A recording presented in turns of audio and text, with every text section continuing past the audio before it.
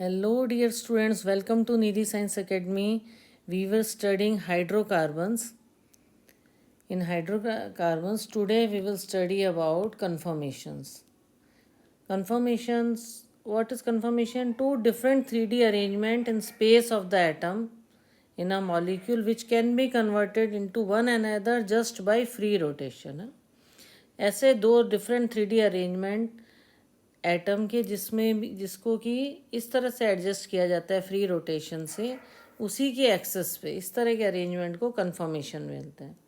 और ये जो बनते हैं इस टाइप के उनको कन्फर्मर्स कहते हैं, जो कि इंटर कन्वर्टेबल भी होते हैं और नॉन सेपरेट नहीं किए जा सकते और रैपिडली इंटर कन्वर्टेबल होते हैं। तो इनको हम रोटोमर्स भी बोलते हैं, कन्फर्मेशनल आइसोमर्स भी बोलते हैं। ये 3D अरेंजमेंट्स होते हैं कार्बन कार्बन सिंगल बॉन्ड में। कार्बन कार्बन सिंगल बॉन्ड जो होता है वो इनफाइनाइट नंबर ऑफ एल्केन्स में जो है rotation, infinite number of conformation होते हैं अराउंड सिंगल सिंगल बॉन्ड। पर ये कम्प्लीटली फ्री नहीं होते, थोड़ा सा इसमें वीक रिपल्सिव इंटरेक्शन होता है एडजेसेंट बॉन्ड में। तो एडजेसेंट बॉन्ड में जो वीक रिपल्सिव इंटरेक्शन होता है उसको टॉर्सिनल स्ट्रेन बोलते हैं। What we will call it? Torsional strain. अब फॉर एग्जांपल कन्फर्मेशन हम अगर पढ़ें इथेन का, तो ये है C2H6। ये 2 मिथाइल ग्रुप हैं जो बॉन्डेड हैं together carbon carbon single bond के, ठीक है, और 3 हाइड्रोजन एटम इसमें अटैच्ड है। ओके, C2H6 का अगर अपन सिंपल बनाते हैं it is like this. Okay, C2H6। तो ईच कार्बन एटम क्या है? sp3 हाइब्रिडाइज्ड है। ओके, तो इसी का जब हम सिग्मा बॉन्ड जो इसमें क्या होता है, ये जो सिग्मा बॉन्ड है कार्बन कार्बन का ये ओवरलैप करता है जस्ट लाइक दिस। ये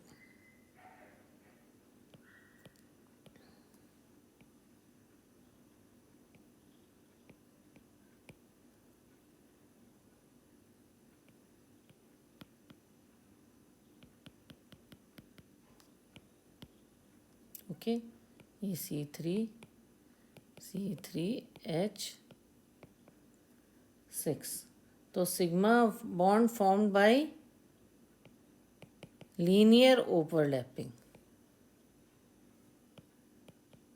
sigma bond formed by linear overlapping.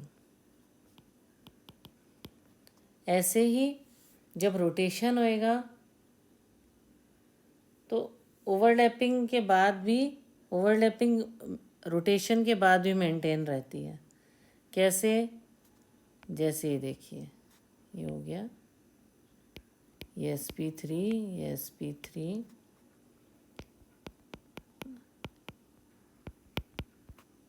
ये CH3 हो गया। ओके,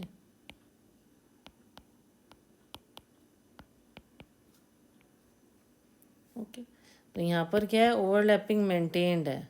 ओवरलैपिंग इज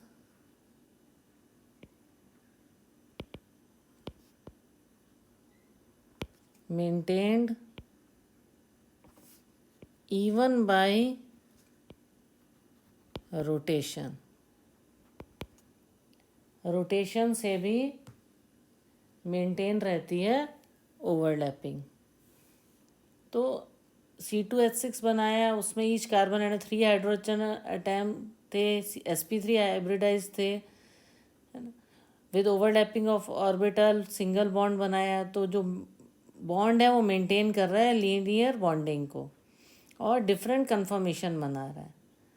तो जो प्योर कन्फर्मर्स होते हैं उनको अलग नहीं कर सकते क्योंकि एनर्जी रिक्वायर्ड होती है for rotation is very small and gains it sufficiently. Room temperature भी रोटेशन हो जाता है। तो मॉलिक्यूल्स कॉन्स्टेंटली रोटेट होते रहते हैं और पॉसिबल कन्फर्मर्स बनाते रहते हैं। ओके, तो इस तरह के आप बॉल और स्टिक मॉडल से भी इसको और अच्छे से प्रैक्टिकली करके उसको और अच्छे से समझ सकते हो, है ना। एक कार्बन एटम को आप फिक्स कर दो और दूसरे को आप रोटेट कर दो स्टिक्स पे कार्बन कार्बन बॉन्ड में। तो rotation infinite number of spatial arrangement बनाएगा हाइड्रोजन एटम के।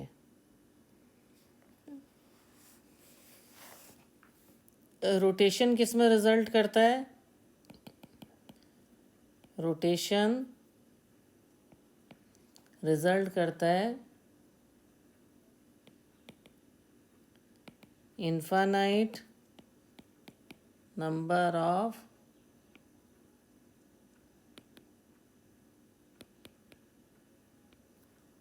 Spatial arrangements. किसके अरेंजमेंट? हाइड्रोजन एटम के। रोटेशन में अगर एक स्टिक हम रख दें, जो sp3 वाला यहाँ पे एक स्टिक रख दें और बॉल्स को रोटेट करें, तो हाइड्रोजन एटम चेंज होते जाएंगे, है ना। तो इन्फानाइट कन्फर्म होंगे। तो infinite number of spatial arrangement of hydrogen atom, तो इन्फानाइट नंबर ऑफ कन्फर्मेशन होंगे इथेन के और आइसोमर्स के, जिनको कन्फर्मेशनल आइसोमर्स बोलेंगे, जिनको हम कन्फर्मेशनल आइसोमर्स बोलेंगे।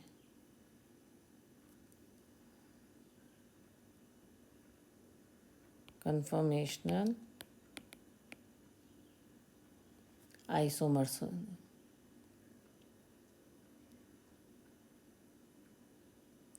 तो जितने कन्फर्मेशन प्रोड्यूस होंगे तो दो एक्सट्रीम आएंगे उसमें। एक कन्फर्मेशन होगा जिसमें हाइड्रोजन अटैच होगा टू कार्बन एटम से क्लोज टुगेदर, एक उससे बोलेंगे इक्लिप्स कन्फर्मेशन।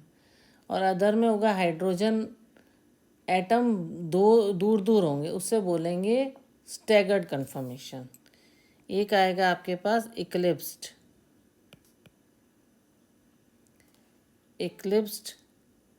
कन्फर्मेशन, दूसरा आएगा स्टैगर्ड। स्टैगर्ड में क्या होगा?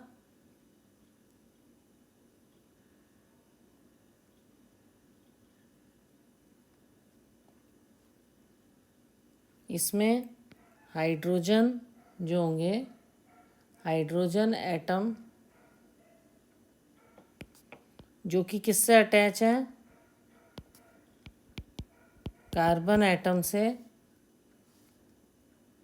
वो एज क्लोज एज पॉसिबल होंगे, उसे हम बोलेंगे स्टैगर्ड कन्फर्मेशन। और इक्लिप्स में क्या होगा? हाइड्रोजन एटम जो होंगे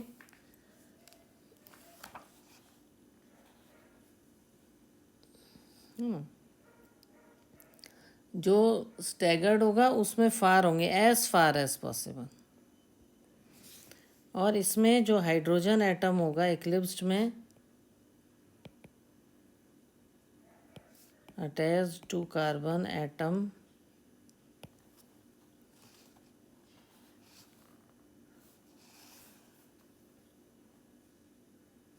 उसमें are as close as possible, जितने क्लोज हो सकता है क्लोज होंगे इक्लिप्स्ड में। और इसमें carbon as far as possible होंगे स्टैगर्ड कन्फर्मेशन में। तो कोई भी इंटरमीडिएट कन्फर्मेशन होगा जो इनके बीच का, जो कि इंटरमीडिएट बोलेंगे हम, इंटरमीडिएट कन्फर्मेशन होगा, उसको हम बोलेंगे स्क्यू कन्फर्मेशन। क्या बोलेंगे? स्क्यू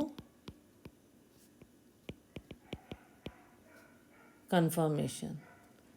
तो जितने भी कन्फर्मेशन है उसमें बॉन्ड एंगल और बॉन्ड लेंथ जितने भी हैं, इन तीनों में बॉन्ड एंगल,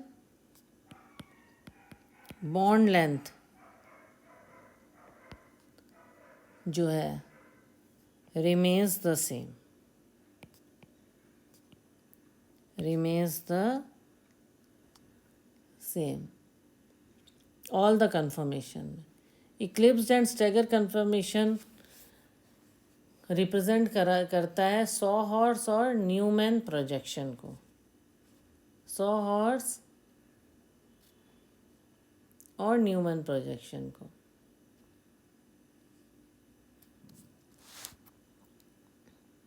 अब इसमें और करेंगे।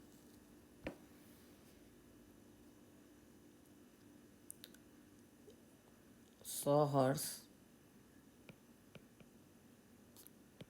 हर्ट्ज प्रोजेक्शंस, ये इसी को रिप्रेजेंट करता है, इक्लिप्स्ड और उसको स्टैगर्ड को। सौ हर्ट्ज प्रोजेक्शन में क्या होता है,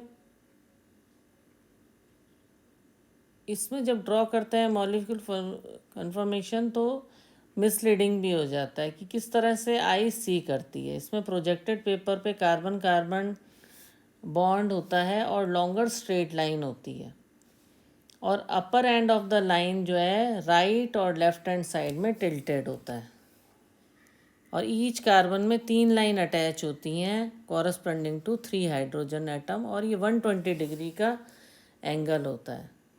सॉर्स प्रोजेक्शन में इस तरह से बनेगा, ये देखिए।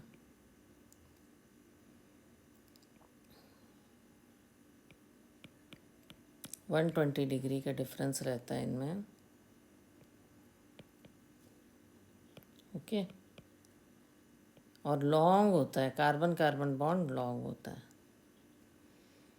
तो lines are an inclined at an angle. Sawhorse projection eclipsed और स्टैगर्ड कन्फर्मेशन बताया है इथेन का।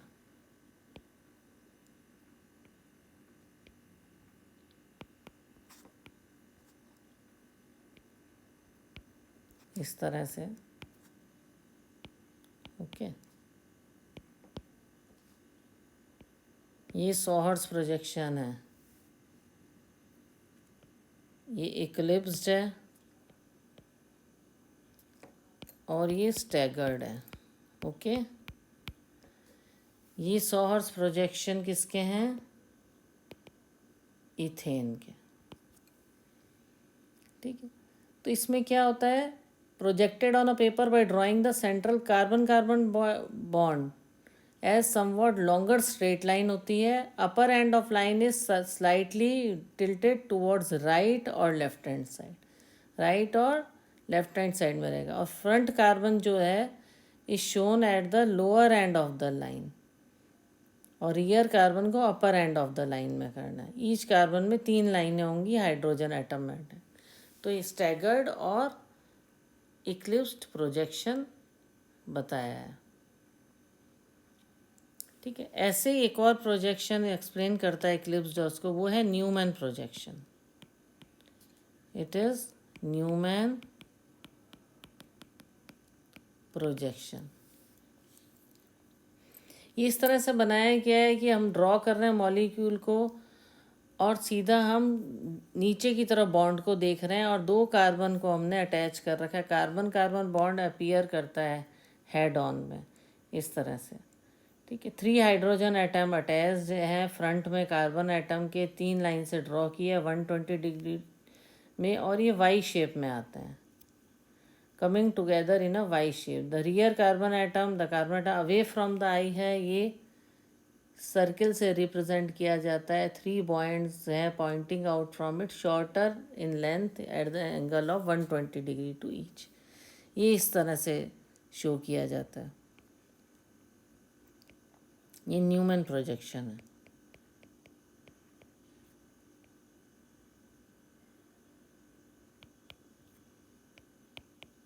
ओके।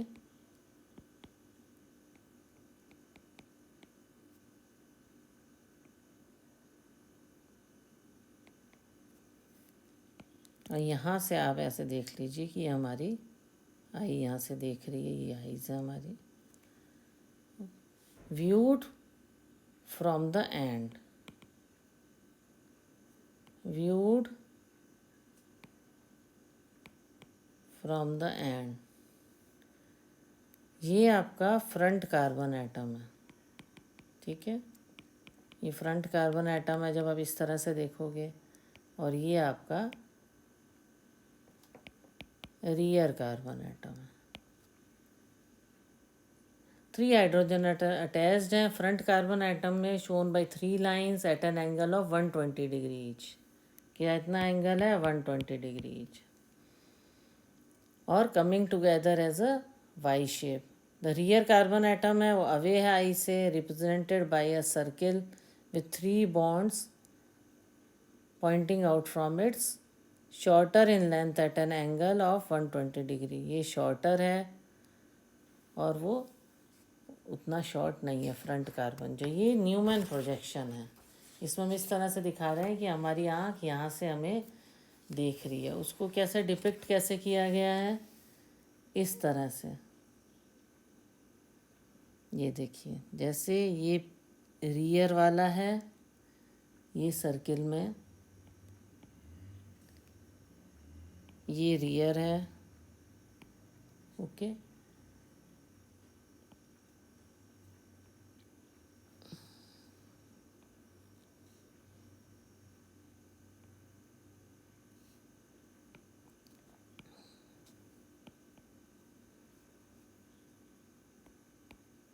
ये है रियर कार्बन एटम, और ये जो है ये है फ्रंट, ये जो है स्पेशल ये this is front carbon atom.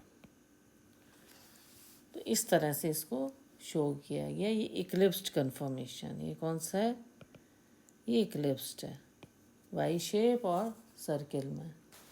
Staggered में क्या होगा, सब दूर दूर रहता है, हमने पहले ही कहा था। एंगल ऑफ रोटेशन होगा, एंगल ऑफ टोरोजन होगा रिपल्सिव फोर्स के कारण। तो ये किस तरीके से बनेगा, ये देखिए,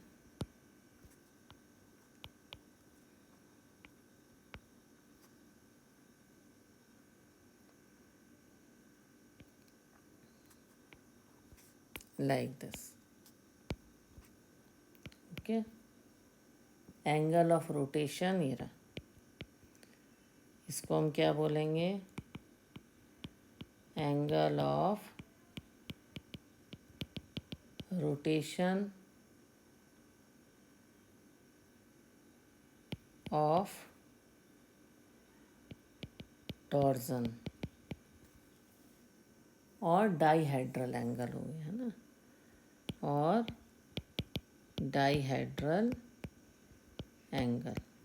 इस तरह से दोनों उसको शो किया है, सर्किल शेप है और वाई शेप है, और ये स्टैगर्ड कन्फर्म है।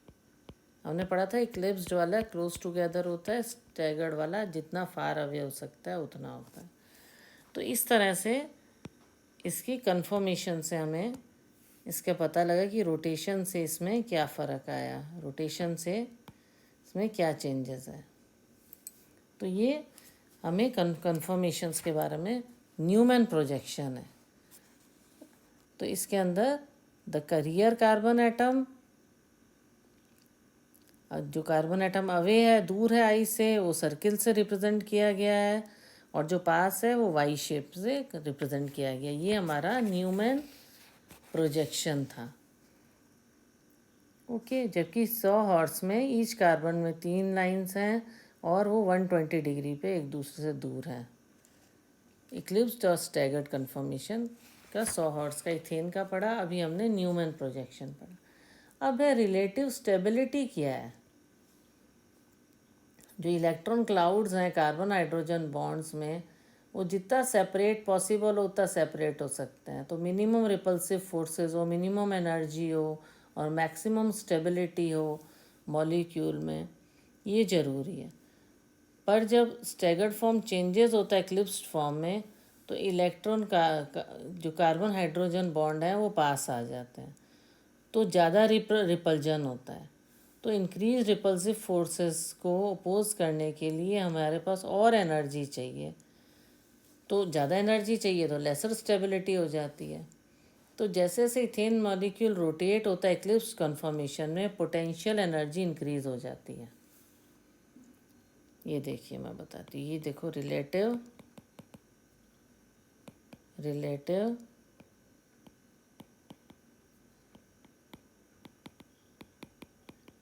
स्टेबिलिटी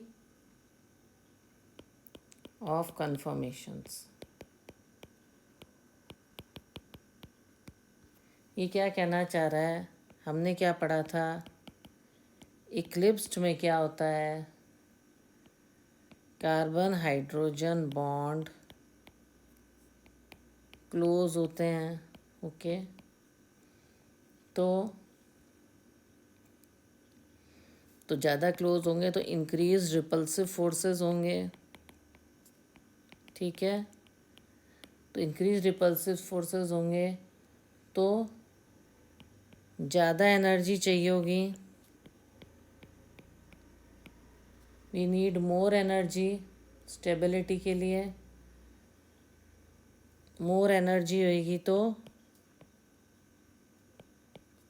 लेसर स्टेबिलिटी कम हो जाएगी, ओके।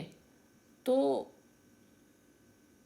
मॉलिक्यूल जब रोटेट करता है एक्लिप्स कन्फर्मेशन में तो क्या होता है, जब रोटेशन होती है एक्लिप्स में तो क्या होता है,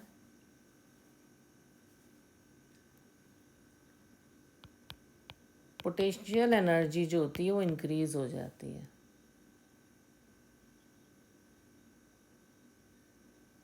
और इंक्रीज हो जाता है रिस्ट्रिक्शन किसका, रोटेशन का।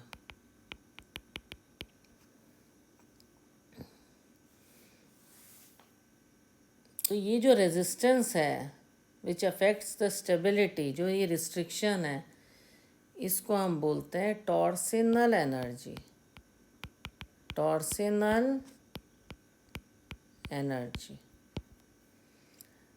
तो मैग्नीट्यूड ऑफ टॉर्सनल स्ट्रेन किस पे डिपेंड करता है, एंगल ऑफ रोटेशन पे।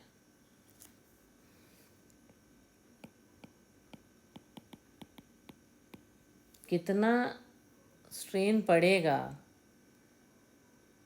ट्विस्ट करने के लिए, स्टेबिलिटी के लिए, कंफर्मेशन की, और जो एनर्जी रिक्वायर्ड होती है उसको टॉर्सनल एनर्जी कहते हैं। और रेजिस्टेंस जो है उसको टॉर्सनल स्ट्रेन बोलते हैं, टॉर्सिनल स्ट्रेन बोलते हैं उसको। तो जो मैग्नीट्यूड है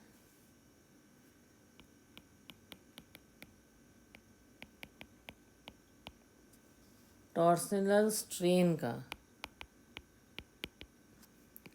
वो किस पे डिपेंड करेगा, वो डिपेंड करेगा angle of rotation. Angle of rotation क्या है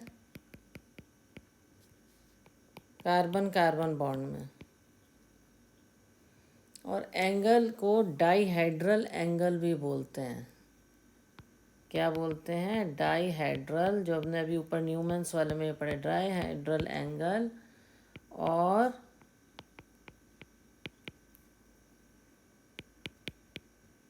torsional angle.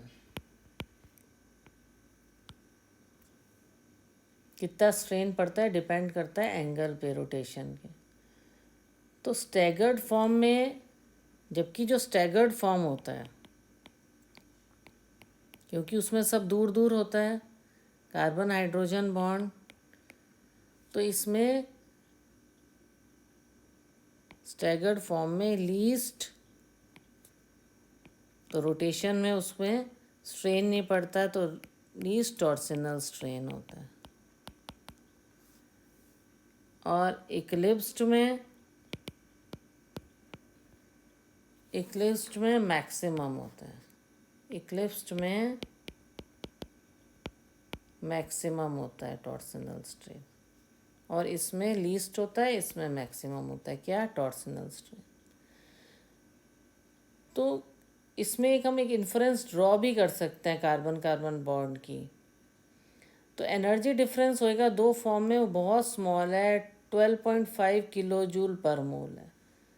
Small energy difference भी इजीली ओवरकम आ जाता है इथेन मॉलिक्यूल का ऑर्डिनरी टेम्परेचर पे, काइनेटिक एनर्जी और थर्मल काइनेटिक एनर्जी से और इंटरमॉलिक्यूलर कोलिजन से। तो हम ये कह सकते हैं कि जो रोटेशन है कार्बन कार्बन की वो प्रैक्टिकली फ्री है। तो पॉसिबल नहीं है सेपरेट करना डिफरेंट कन्फर्मेशन आइसोमर्स को, ओके। तो एनर्जी डिफरेंस जो है उसको ओवरकम किया जा सकता है। एनर्जी डिफरेंस कितना है? एनर्जी डिफरेंस जो है वो खाली 12.5 किलो जूल पर मोल। टू फॉर्म्स में एनर्जी डिफरेंस दोनों फॉर्म में जो है इक्लिप्स्ड और ये किससे ओवरकम हो सकता है? ओवरकम बाय काइनेटिक एनर्जी, है ना, इंटरमोलिकुलर कोलोजन से।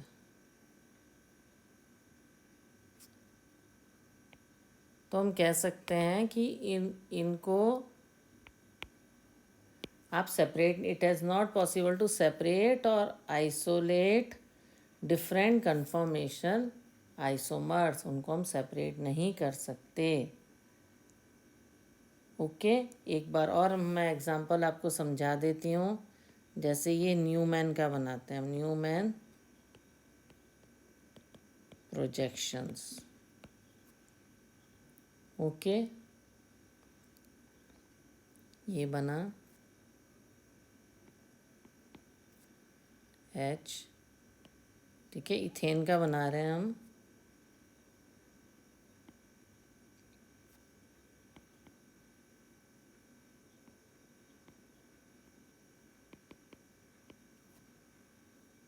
नीचे सर्कुलर शेप में होगा, ये वाई शेप में रहेगा।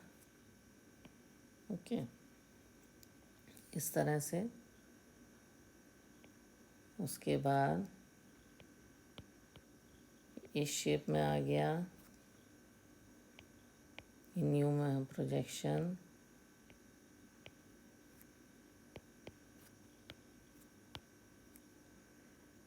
ये इसका इंक्रीज हो गया, डिफरेंस 60 डिग्री में आ गया। फिर ये रोटेट हुआ। ओके, समझ आ रहा है ना? इस तरह से ये रोटेट हुआ।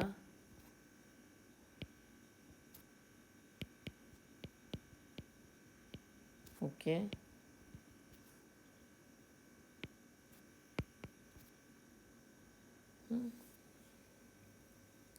तो ऐसे न्यूमैन प्रोजेक्शंस में ऐसे रोटेशन हुआ और डिफरेंस बढ़ा। अब 100 हॉर्स में 100 हॉर्स प्रोजेक्शंस, है ना, इसमें इस तरह से दिखाया गया है ना। पहले भी हमने किया इसको इस तरीके से, एक डिस्टेंस पे रहेंगे। इसमें तो हमने दिखाया था न्यूमैन में कि यहाँ से आई दिख रही है और ओवरलैपिंग दिख रहा है। फिर इसमें भी ये रोटेट हुआ, ये दोनों एच ऊपर चले गए, एक एच नीचे आया, ये यहीं पे रहा। ओके, और फिर इसका भी डायरेक्शन चेंज हुआ, ये ऐसे हो गया, और ये डिफरेंस आपस में एंगल का बढ़ गया, लाइक दिस। ये कन्फर्मेशंस हो गए हमारे। ये इक्लिप्स्ड है, ये स्टैगर्ड है, क्लोज हैं, दूर हो गए, और ये स्क्यू है।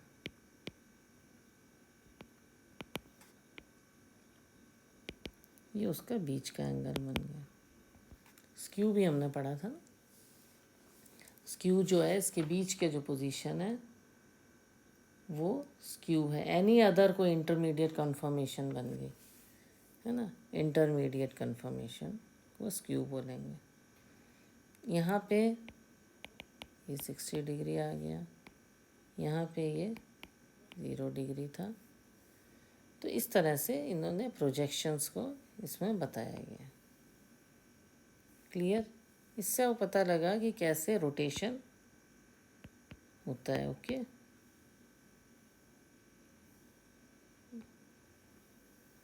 थोड़ा मैं डिफरेंस बता देती हूँ।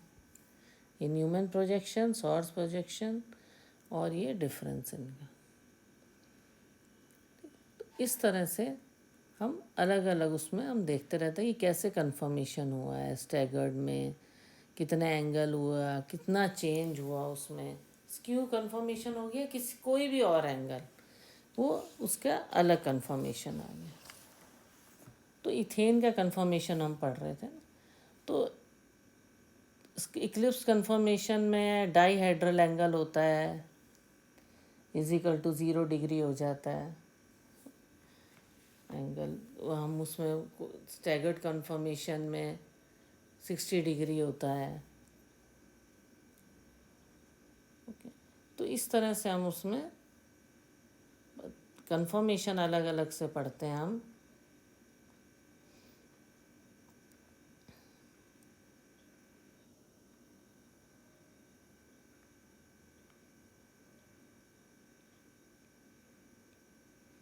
तो उससे हमें उन एंगल्स के बारे में, रोटेशंस के बारे में डिफरेंसेस पता पड़ते हैं।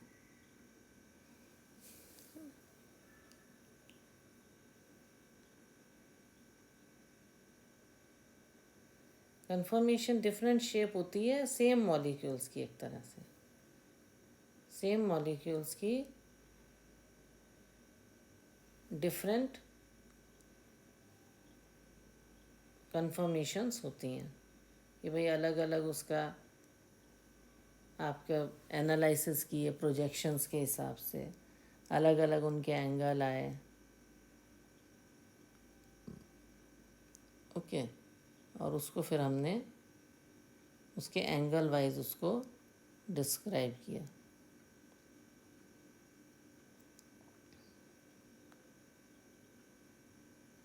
कितना एंगल है किसका, इस समय रोटेशन उनके क्लियर होते जाते हैं, किसका कितना एंगल है ना, θ = कितना है। तो इसी तरह से हम पोटेंशियल एनर्जी भी इसकी हम कैलकुलेट कर सकते हैं। कैसे? जैसे ये है आपके पास पोटेंशियल एनर्जी,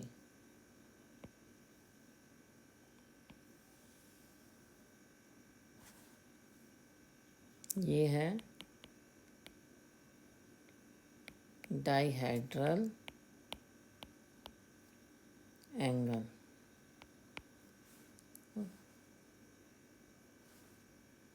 ये देखो ये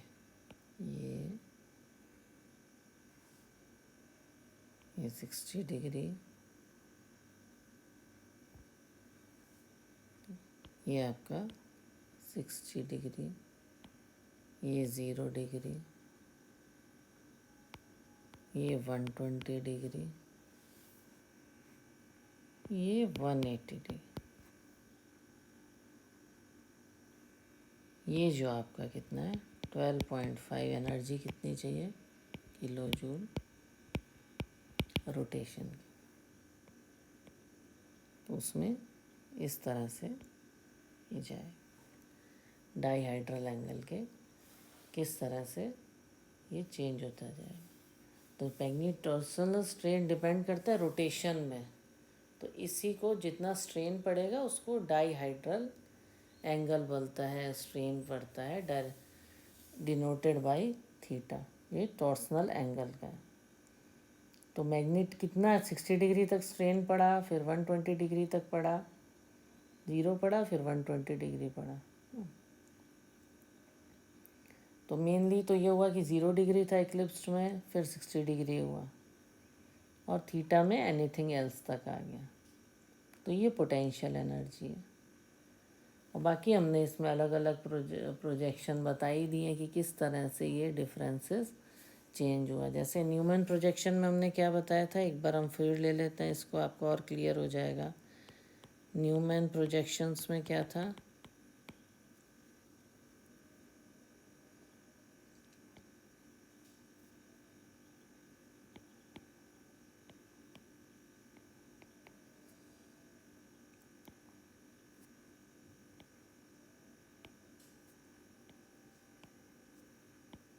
ये ओवरलैप हो गया, ये इक्लिप्स्ड है, और टॉर्सनल स्ट्रेन कितना है इसमें 0 डिग्री। फिर हम बनाएंगे स्टैगर्ड। स्टैगर्ड में टॉर्सनल स्ट्रेन कितना है 60 डिग्री।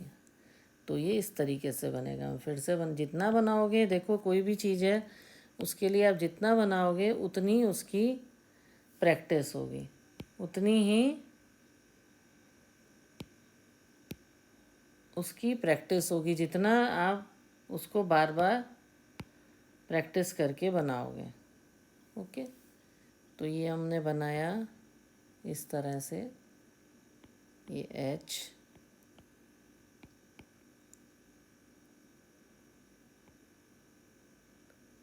तो ये इक्लिप्स्ड बन रहा है। Okay,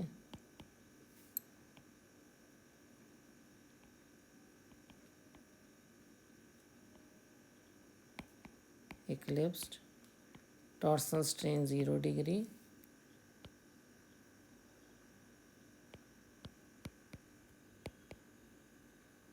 okay. फिर ये बन रहा है 60 डिग्री, ये स्टैगर्ड है, थोड़ा दूर है। इसमें टॉर्सनल स्ट्रेन कितना है? इसमें टॉर्सनल स्ट्रेन है 60 डिग्री। फिर उसके बाद इक्लिप्स्ड में ही आएगा आपको, ये देखिए,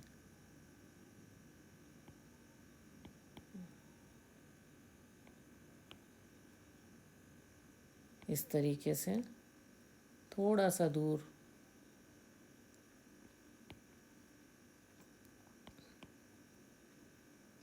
इक्लिप्स्ड में ही ये आपका आ गया 120 डिग्री। ठीक है, ये भी इक्लिप्स्ड है।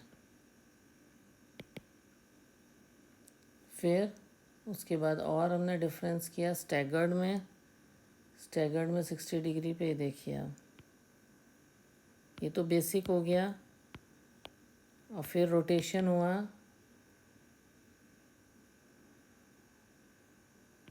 तो ये रोटेट हो गया, तो यहाँ से यहाँ तक कितना हुआ? 180 डिग्री। और ये आपस में 60 डिग्री, ये है staggered.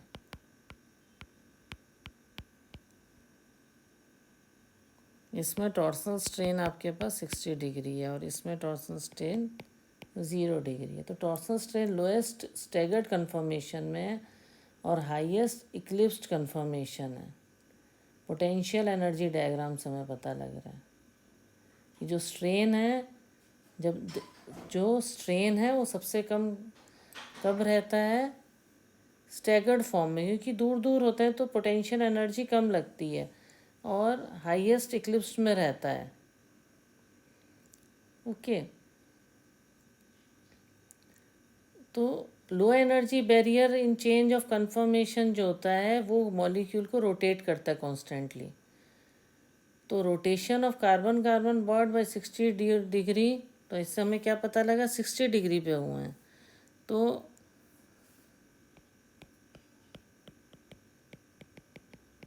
a rotation of carbon carbon bond by 60 degree produces conformation।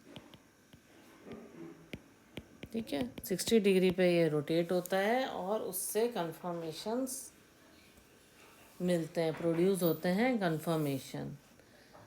तो अगर हम स्टैगर्ड फॉर्म से इक्लिप्स्ड फॉर्म में जा रहे हैं इथेन मॉलिक्यूल में, तो इलेक्ट्रॉन क्लाउड में कार्बन हाइड्रोजन बॉन्ड जो है वो रोटेट होते हैं, और कार्बन हाइड्रोजन बॉन्ड इलेक्ट्रॉन जो होते हैं क्लाउड एक दूसरे के पास आते हैं, क्लोज टू ईच अदर, उससे रिपल्शन इंक्रीज होता है, उससे टॉर्सनल स्ट्रेन इंक्रीज होता है जब भी हम स्टैगर्ड फॉर्म से इक्लिप्स्ड फॉर्म में जाते हैं, है ना। अगर हम स्टैगर्ड फॉर्म से इक्लिप्स्ड फॉर्म में जाते हैं, ओके, किस में? इथेन में। मान लो कोई क्वेश्चन पूछा जाए तो व्हाट हैपन्स, क्या होता है? Carbon hydrogen bonded electron cloud जो होता है, इलेक्ट्रॉन क्लाउड जो होता है they comes close to each other. अब पास आएंगे तो क्या होगा, रिपल्शन होगा। तो इससे क्या होगा, results in increase in electron cloud repulsions increase होंगे तो क्या होगा, टॉर्सनल स्ट्रेन इंक्रीज होगा। ठीक है,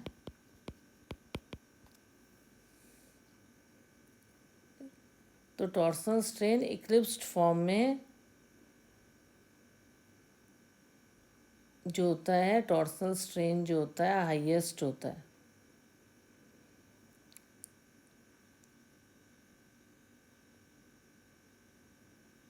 जनरली जो मानते हैं, अगर चेंज करते हैं स्टैगर्ड फॉर्म से इक्लिप्स्ड फॉर्म में तो टॉर्सनल स्ट्रेन बढ़ेगा, क्योंकि टॉर्सनल स्ट्रेन वैसे भी इक्लिप्स्ड कन्फर्मेशन में हाईएस्ट होता है, स्टैगर्ड कन्फर्मेशन में टॉर्सनल स्ट्रेन कम होता है, जो कि आपको ये पोटेंशियल एनर्जी के डायग्राम से भी आपको ये क्लियर हो जाएगा, जो मैंने अभी पहले बताया था।